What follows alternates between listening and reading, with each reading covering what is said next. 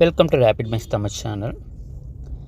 தமிழகத்தில் கல்லூரிகள் படிக்கக்கூடிய மாணவர்களுக்கு 20 லட்சம் மடிக்கணினிகள், ஸோ லேப்டாப்பை பார்த்திங்கன்னா வரும் 2 ஆண்டுகளில் 20 லட்சம் லேப்டாப்புகளை மாணவர்களுக்கு வந்து கொடுக்க போகிறாங்க.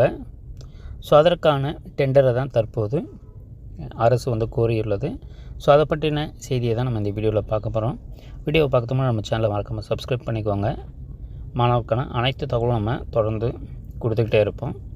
ஸோ தமிழகத்தில் பார்த்திங்கன்னா ஆர்ட்ஸ் அண்ட் சயின்ஸு, அதே போல் இன்ஜினியரிங் காலேஜஸ்ஸு, மருத்துவம், ஸோ மெடிக்கலு, மேலாண்மை உள்ளிட்ட அனைத்து கல்லூரி மாணவர்களும் உயர் தொழில்நுட்ப சாதனங்களை வழங்க திட்டமிடப்பட்டுள்ளது. முதற்கட்டமாக அடுத்த 2 ஆண்டுகளில் 20 லட்சம் கல்லூரி மாணவர்களுக்கு அவரவர் விருப்பத்தின் அடிப்படையில் ஒவ்வொருவருக்கும் கைக்கணினி லேப்டாப்ன்றது வழங்கப்பட உள்ளது.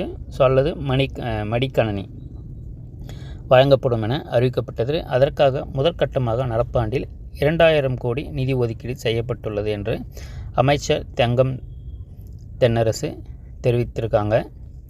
ஸோ இந்த லேப்டாப் பார்த்திங்கன்னா 8 GB ரேமும் 256 GB hard disk SSD 14, so 14 inch அல்லது 15.6 இன்ச்சு திரை, ஸோ அந்த 14 அல்லது 15.6 இன்ச்சு டிஸ்பிளே வந்து கொடுக்க போகிறாங்க. ஸோ இதற்காக டெண்டரை தான் தற்போது தமிழக அரசு எல்காட் நிறுவனத்தினுடைய டெண்டரை வந்து கோரியுள்ளது. ஸோ அதில் வரும் 2 ஆண்டுகளில் 20 லட்சம் கல்லூரி மாணவர்களுக்கு அவரவர் விருப்பத்தின் அடிப்படையில் ஒவ்வொருவருக்கும் ஸோ இந்த லேப்டாப்ன்றது வழங்கப்பட உள்ளது. அந்த வகையில் வரும் ஜூன் 25ஆம் தேதிக்குள் மடிக்கணினியை கொள்முதல் செய்வதற்கு தமிழக அரசு டெண்டர் கோரியிருக்கிறது. இதனையொட்டி கடந்த 2 நாட்களுக்கு முன்பு சென்னை முகாம் அலுவலகத்தில் துணை முதல்வர் உதயநிதி ஸ்டாலின் தலைமையில் சிறப்பு ஆலோசனை கூட்டம் நடைபெற்றதும் குறிப்பிடத்தக்கது. இதில் அமைச்சர்கள் தங்கம் தென்னரசு, பழனிவேல் தியாகராஜன், எல்காட் நிறுவனத்தின் அதிகாரிகள் உள்ளிட்டோர் பங்கேற்று இருந்தனர் என்ற செய்தியாக வெளியிடப்பட்டிருக்கு.